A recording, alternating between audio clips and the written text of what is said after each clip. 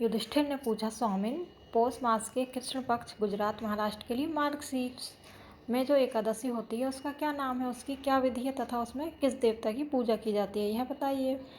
भगवान श्री कृष्ण कहते हैं, राजेंद्र, बड़ी बड़ी दक्षिणा वाले यज्ञों से भी मुझे उतना संतोष नहीं होता जितना एकादशी व्रत के अनुष्ठान से होता है।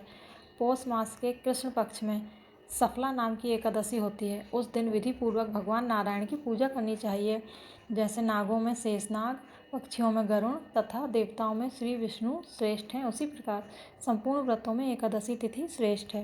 राजन, सफला एकादशी को नाम मंत्रों का उच्चारण करके नारियल के फल, सुपारी, बिजोरा तथा जमीरा, नींबू, अनार, सुंदर, आंवला, लौंग, बेर तथा विशेषतः आम के फलों और धूप दीप से श्रीहरि का पूजन करें। सफला एकादशी को विशेष रूप से दीपदान करने का विधान है। रात को वैष्णव पुरुषों के साथ जागरण करना चाहिए। जागरण करने वालों को जिस फल की प्राप्ति होती है वह हजारों वर्षों तपस्या करने से भी नहीं मिलता। नृपश्रेष्ठ, अब सफला एकादशी की शुभकारिणी कथा सुनो। चंपावती नाम से विख्यात एक पुरी है जो कभी राजा महिस्मत की राजधानी थी। राजऋषि महिस्मत के 5 पुत्र थे।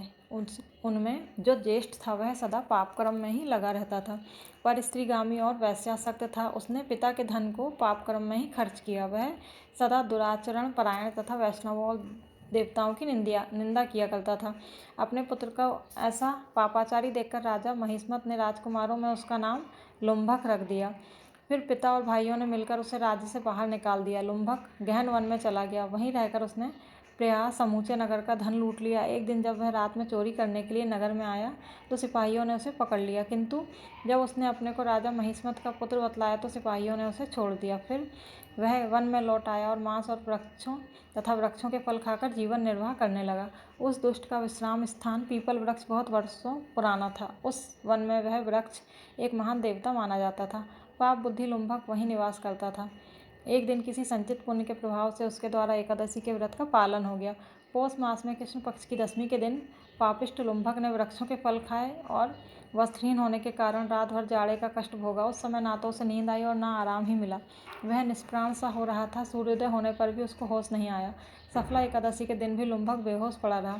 दोपहर होने पर उसे चेतना प्राप्त हुई। फिर इधर उधर दृष्टि डालकर वह आसन से उठा और लंगड़े की भांति लड़खड़ाता हुआ वन के भीतर गया। वह भूख से दुर्बल और पीड़ित हो रहा था। राजन, लुम्भक बहुत से फल लेकर जब तक विश्राम स्थल पर लौटा तब तक सूर्यदेव अस्त हो गए। तब उसने उस पीपल वृक्ष की जड़ में बहुत से फल निवेदन करते हुए कहा, इन फलों से लक्ष्मीपति भगवान विष्णु संतुष्ट हों। यूँ कहकर लुम्भक ने रात भर नींद नहीं ली।